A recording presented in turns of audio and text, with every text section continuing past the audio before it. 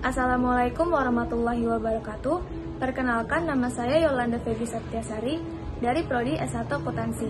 Di video ini, saya akan sedikit membahas tentang diskriminasi dalam bentuk rasisme untuk memenuhi tugas ujian tengah semester mata kuliah Pendidikan Kewarganegaraan.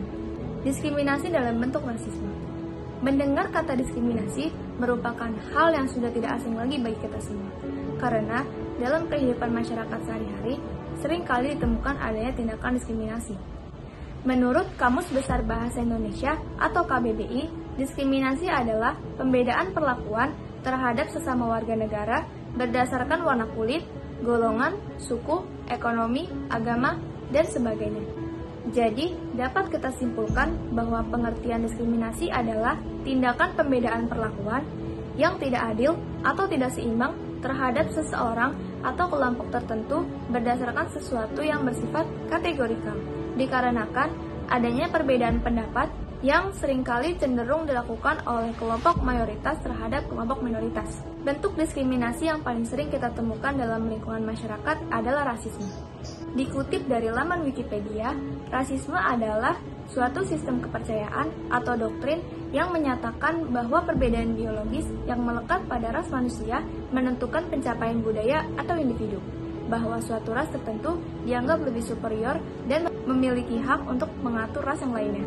Jadi, pengertian rasisme secara umum dapat diartikan sebagai suatu serangan sikap, kecenderungan, pernyataan, dan tindakan yang mengunggulkan atau memusuhi kelompok masyarakat, terutama karena identitas ras. Rasisme adalah sesuatu yang tidak rasional, merugikan, dan seringkali bersifat toksik. Juga tidak dapat diterima oleh masyarakat.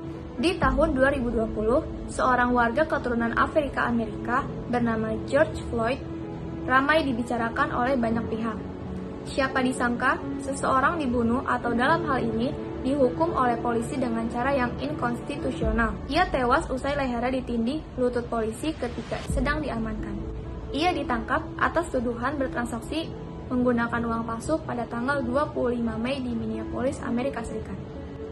Kematiannya yang tragis menuai banyak aksi protes, tidak hanya di kalangan warga Amerika Serikat saja, tetapi juga seluruh dunia yang dimotivasi dengan tujuan agar kasus serupa yang menimpa warga kulit hitam lainnya tidak lagi terulang. Tidak hanya di Amerika saja, tetapi banyak juga tindakan diskriminasi dalam hal rasisme yang terjadi di Indonesia, terutama pada masyarakat Papua. Pernyataan mahasiswa Papua terkait kasus rasisme yang pernah terjadi di Surabaya dan Malang, mereka mengaku masih seringkali mengalami tindakan diskriminasi di lingkungan kampus. Mereka mengaku sakit hati lantaran ungkapan bernada rasis yang ditunjukkan kepada masyarakat Papua. Mereka berharap bisa dihargai juga layaknya sebagai seorang manusia karena ras merupakan suatu keniscayaan yang kita tidak bisa pilih saat kita lahir. Ras bukanlah suatu keunggulan atau prestasi, bahkan aib. Penyebab terjadinya tindakan diskriminasi biasanya sering kali muncul diawali dengan adanya prasangka negatif terhadap seseorang atau kelompok karena dianggap berbeda. Tindakan diskriminatif melanggar nilai-nilai yang terkandung dalam Pancasila, yang mengajarkan untuk saling menghargai perbedaan dalam kategori apapun dan diajarkan untuk tidak melakukan diskriminasi terhadap sesama manusia. Apa sih dampak tindakan diskriminasi terhadap seseorang?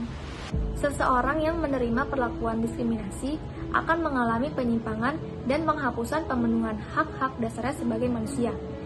Sejarah telah menunjukkan bahwa tindakan diskriminatif justru membuat tiap individu tidak lagi menjadi manusia atau kehilangan kemanusiaannya, baik pelaku maupun korban diskriminasi.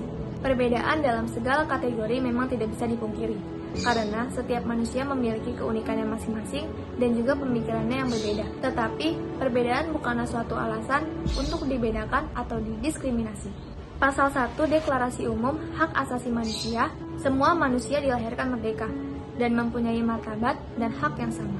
Mereka dikaruniai akal budi dan hati nurani dan hendaknya bergaul satu dengan yang lain dalam semangat persaudaraan. Jadi, mari kita bersama-sama tolak diskriminasi dan intoleransi dengan lebih menerapkan sikap atas nilai-nilai Pancasila.